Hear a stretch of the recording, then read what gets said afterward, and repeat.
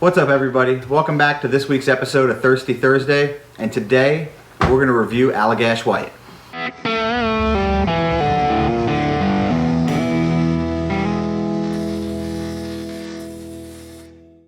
So a few weeks ago, we reviewed one of Bert's favorite beers, Voodoo Ranger Imperial IPA from the New Belgium Brewing Company.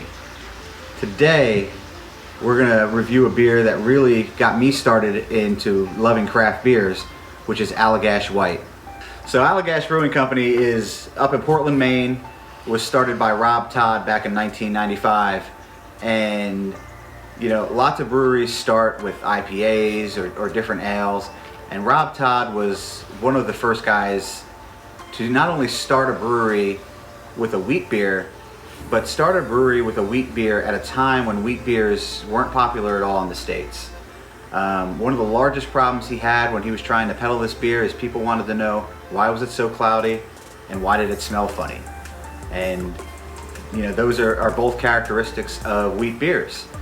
And from 1995 to now, almost 25 years later, Allagash has, you know, blossomed into a huge brewery that has probably one of the largest barrel programs, and is brewing beers in the true Belgian and Lambic style that they do in Europe here in the States. I'm here with my two IPA drinking buddies. And You're excited, aren't you? I am excited. I'm excited to see you guys. Listen, I've had Allagash White before. You have. Same here. And this is my staple beer when we go into a bar. If it's on tap, it's what I'm ordering. So let's get into it. Grab a bottle.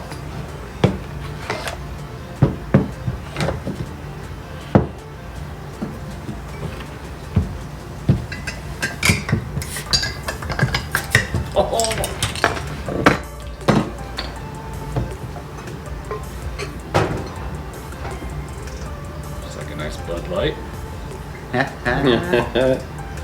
Nice golden color.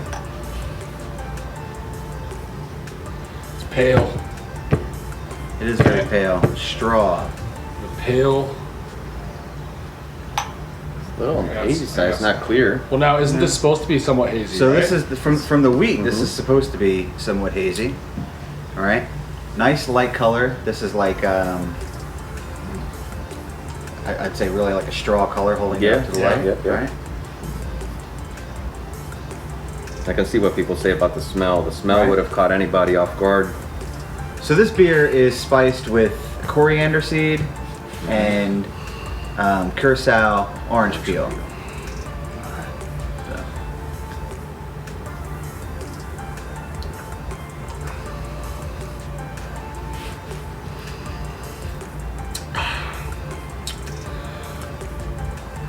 Definitely get the spice.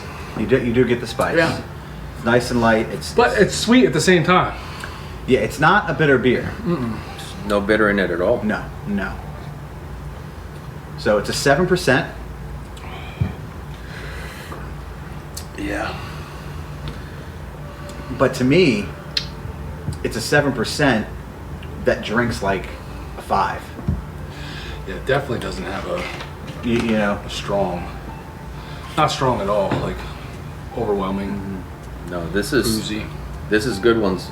One of the good ones to drink when it's really hot out too, because it tastes really good when it's really cold, and it still tastes good when it warms up a little bit too.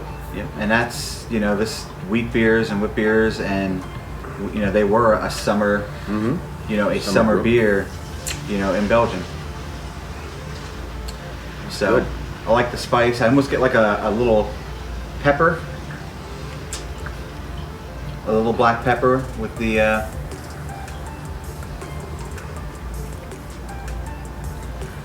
get more coriander than Do you get a lot of the coriander? I get the coriander over the I pepper. don't know what coriander tastes like. I'm not gonna sit here and lie like you too. Cilantro. Cilantro. Yeah? Yeah. So this coriander is the seed from the cilantro plant. There you have it. So some people might say that, you know, when I, you know, eat anything with cilantro, I taste soap, because some Yep. people have a Yeah, you said that genetic, before. A gene. gene where they taste the soap. But even if you taste soap with cilantro, that property is not in the seed of the coriander. So you can have a beer with coriander seed and not have that same taste. Interesting. You get any of that orange? I don't get any orange. So I don't get the bitter orange or the bitter citrus like I would get with Bitter. with like an IPA. Sometimes you get that like bitter orange peel. I taste citrus though. You don't taste citrus? I taste citrus. I I think it's probably the citrus that I'm getting is mostly from the hops. I get the citrus right when it's going down, and then you get the spice. see. I got coriander right off the bat, and that's what it stays at. I don't get any citrus from me. That's what you're getting, yeah. That's what I'm getting. You know. But if you let the beer warm up just a little more, I bet you'll get completely different taste from it.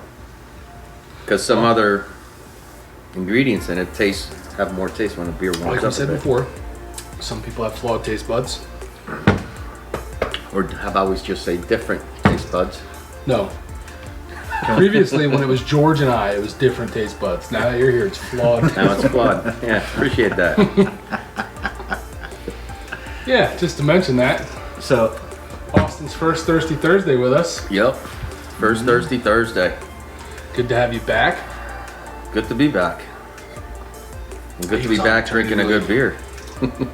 So I mean, this is one of my favorites. I could drink this anytime, anywhere, with any type of food. I mean, there's no, Yeah, I can see this being good with just about anything. yeah, it's, it stands on its own. Yep. So, but as somebody who likes the imperial beers, do you feel like you're missing anything, or besides a buzz? Yeah, Totally different flavor profile. Totally different animal, right? Yeah.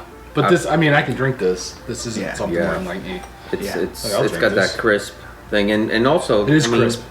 Whenever you go to a place and it doesn't have a good IPA or something like that, I know I like the IPAs. I do go towards Allagash White. Allagash. There's one other one, but if they have this on tap, that's what I go for. You It's two nice. do order this a lot. Yes, it's a good beer.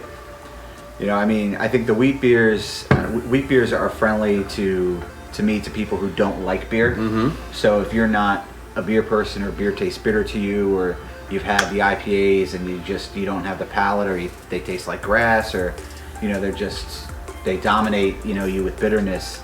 Wheat beers are, even if you're in your local brewery, most breweries are brewing wheat beers. It's a great alternative to that big IPA or that crazy hoppy, bitter, or even a stout, because some people with stouts and porters, they get bitterness. Yeah. Mm-hmm. Yep. So this is a great alternative.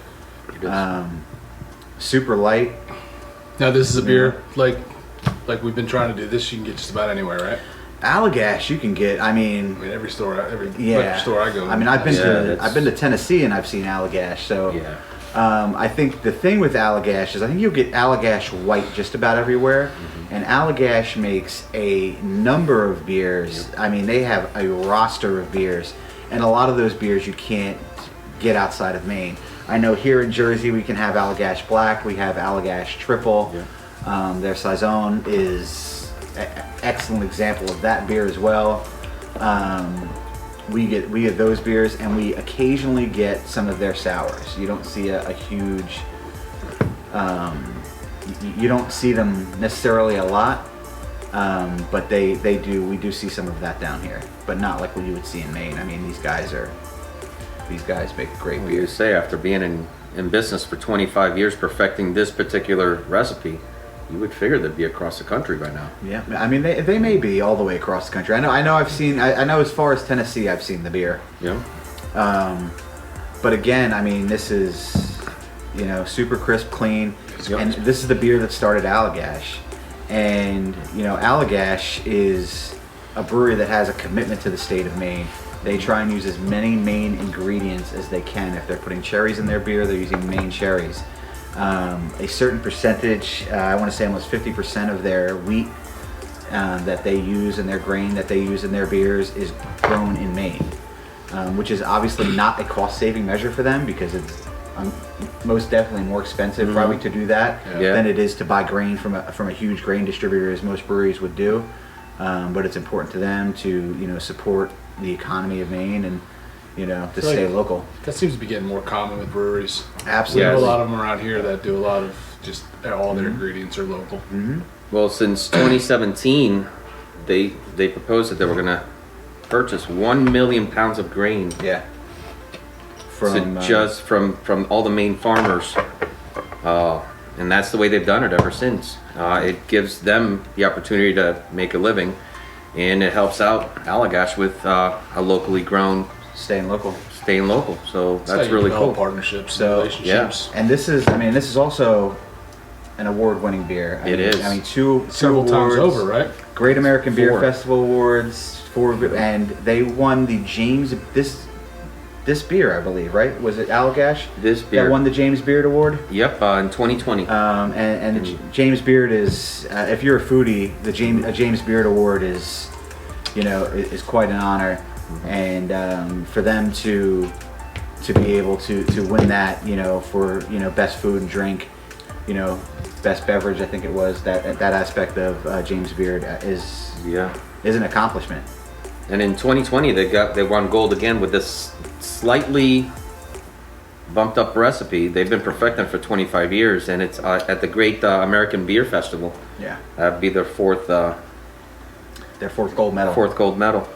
So, Really good for being 25 years and still winning awards to this day. Yeah, but to me it's a perfect example of a wheat. If you're basing your taste and your feeling of wheat beers off of something like Blue Moon, this is, and I mean, I'm not saying maybe Blue Moon is bad beer. This is my choice over Blue Moon all day long. Yeah. This has a spice level to it. It has a carbonation and a crispness level to it that doesn't compare with. It does have a anything, little holiday taste to it. It does. It does a little bit. Not that it's a holiday beer, but That's the coriander. it's the coriander, the spice. So Was that good? it was good. Still is good, and will continue to be good So for a long time. overall thoughts on this one? My favorite wheat beer. One of my favorite beers of all time.